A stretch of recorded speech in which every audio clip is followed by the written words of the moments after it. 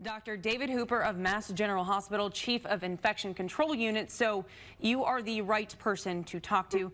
Dr. Hooper, how dangerous is this right now? The new COVID-19 disease that's caused by a new coronavirus is spreading fairly widely. It's now a pandemic throughout the world. So we know clearly it spreads well from person to person, and we know that most people will have very mild disease. 80+% will be in that category, sort of like a mild flu, and then get better.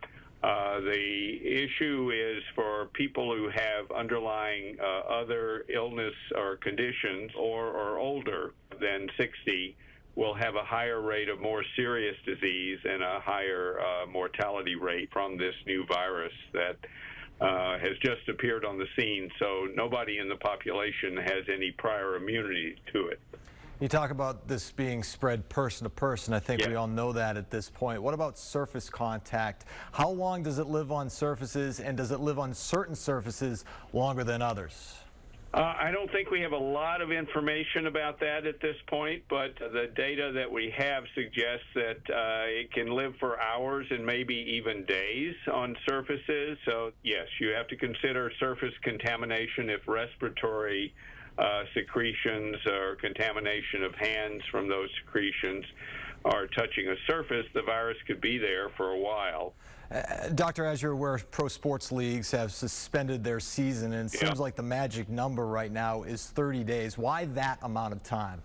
Well, I think it's a little early to know exactly what time frame this will play out in. It certainly took, it started, as everyone knows, in China and really moved through certain parts of China and a good bit of across China over the course of about 2 months.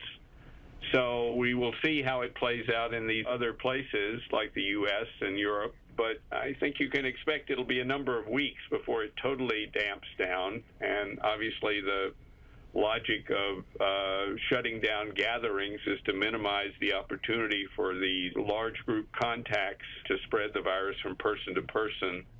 Two members of the Utah Jazz players that were diagnosed Wednesday, they played at the Celtics at TD Garden last Friday. The C's, they're back in Boston now, self-quarantined. Is this the right move, and what would you advise the team to do? Generally, the way we approach that, if there's an exposure with a known case, as these two are, then quarantine for 14 days. And the idea is that's the long end of the range of incubation period. So, Doctor, Rudy Gobert and Donovan Mitchell were the two Utah Jazz players that were in Boston to play against the Celtics. They were the ones that were both diagnosed with COVID-19.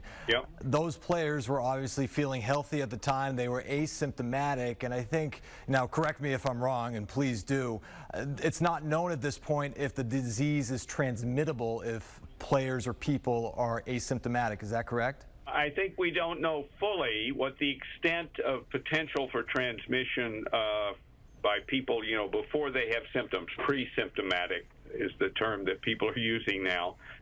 But there are clear examples in the literature now for this virus that there can be some pre-symptomatic transmission. What we don't know is it a little bit or is it a lot, and how long before symptoms there is a possibility of transmissions.